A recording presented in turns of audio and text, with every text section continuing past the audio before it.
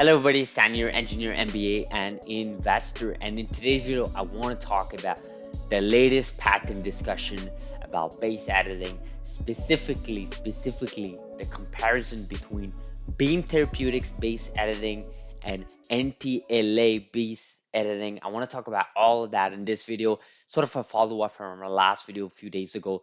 Before we jump into today's video, you guys know exactly what I will ask you. Smash the like button, destroy the like button. We want this community to grow. So that's the way we grow. The YouTube algorithms unfortunately requires me to ask you to like this video, smash it. If you're not subscribed yet, please consider subscribing. And I'm really looking forward to hear you guys in the comments below because this is all about you guys. I myself don't have knowledge to really decode all of this and make sense of all of this, so I will need help. And that's exactly why I am making this video. Now, Ali Yerman from ARK Invest, she basically tweeted out a thread, right? And this thread goes over the patent situation between Harvard and NTLA. Now, before we even look at the thread and the difference and why I'm making this video and what we can make out of all of this, just know that NTLA has not gone commercial with their base editors. So we know they published a PR earlier this year, in fact, almost 10 months ago, about their base editing approach. They published data, a PDF slide, a PowerPoint slide that we actually covered a few days ago in our video. Now, there's some couple of things that happened since then, including this thread, and I myself was able to study a few things. But this here yesterday evening, it sort of broke grounds because a lot of people sort of got their attention on this situation. So let's take a look at it, right? Ali basically what she did is she went on to link the latest patents from NTLA that they filed basically from November 2021 and obviously compare that with the Harvard patents, Broad Institute patent that actually dates from few years ago. So clearly in terms of time, Harvard and Broad, their patents come way before NTLA when it comes to base editors, right? Clearly, this is a clear fact. There's no ambiguity there. Now, what is what is interesting is if we take a look at this image here, right? What they did is they analyzed both editors, right? And this is going way technical, right? This is not for your layman. This is not for your average Joe. This is really technical within the base editor protein sequence, right? And if you take a look at that, right, they Ali here, she did a great job for us because she highlighted in colors the differences, right? So you have a deaminase, you have a Cas9, your protein CRISPR Cas9, and you have your UGI, right? This is very important, UGI, right? The separate UGI and the function of UGI.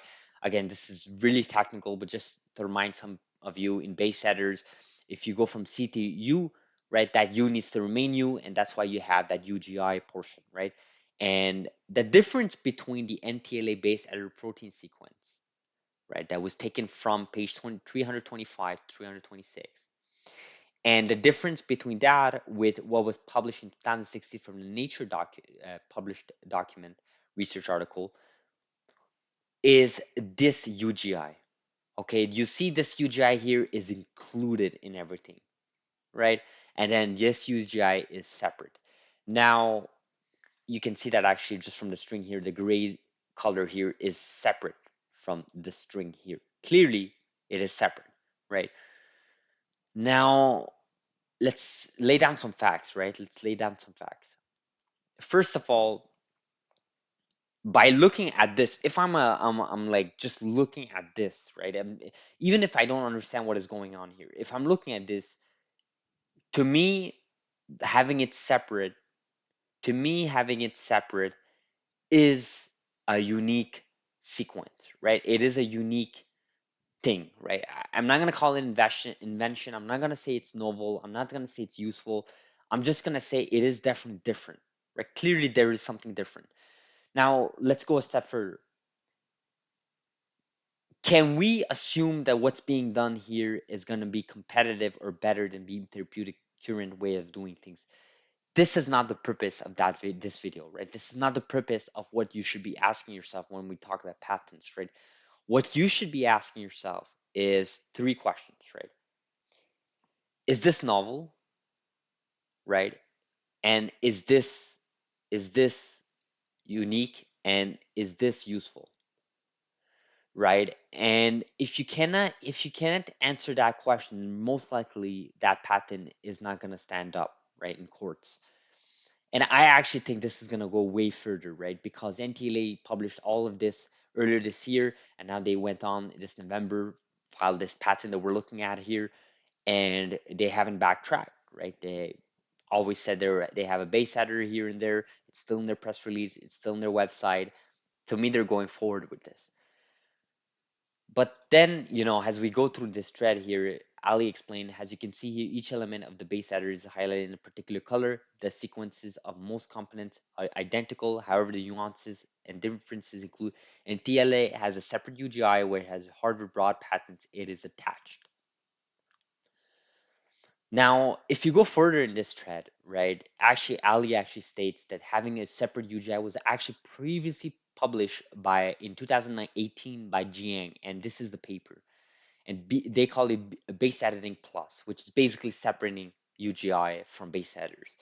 So this was 2018, and obviously this patent that we're looking at from NTLA was filed in 2021 November. So clearly this comes beforehand. And if you have something that comes beforehand, you should be asking yourself, is this unique invention? Is this novel, right? And these are the questions I'm asking right now.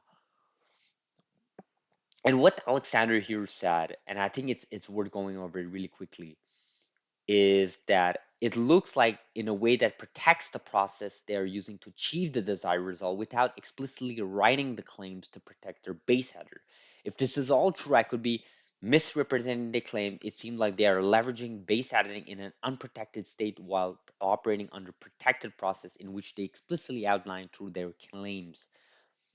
Patenting the process is a genius way for NTLA to corner the market without competing broad, harder for base editing IP. Next level chess move on display. So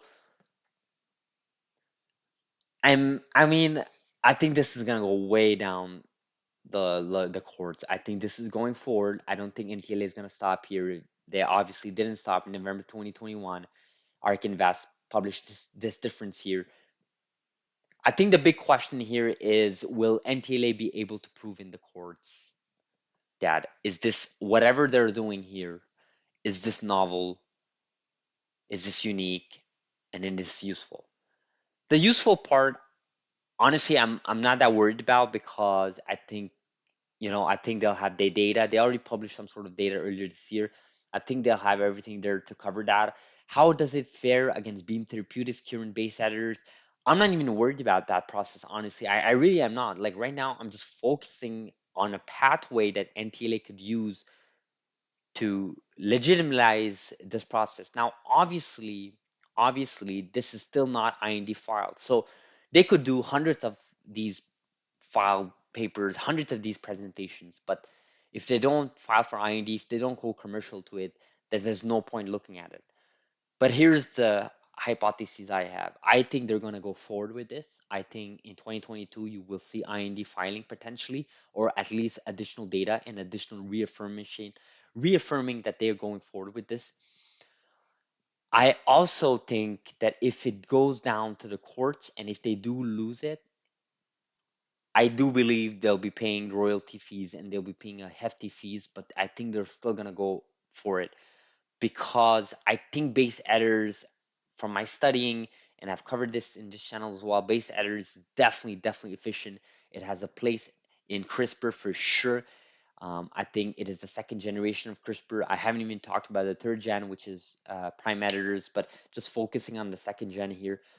I think NTLA is that type of leadership that gets the job done. They've done it with in vivo and they also have ex vivo approach. And now they want to tackle the base editors, which obviously they're free to do so because it is not filed for IND yet. It is not commercial yet.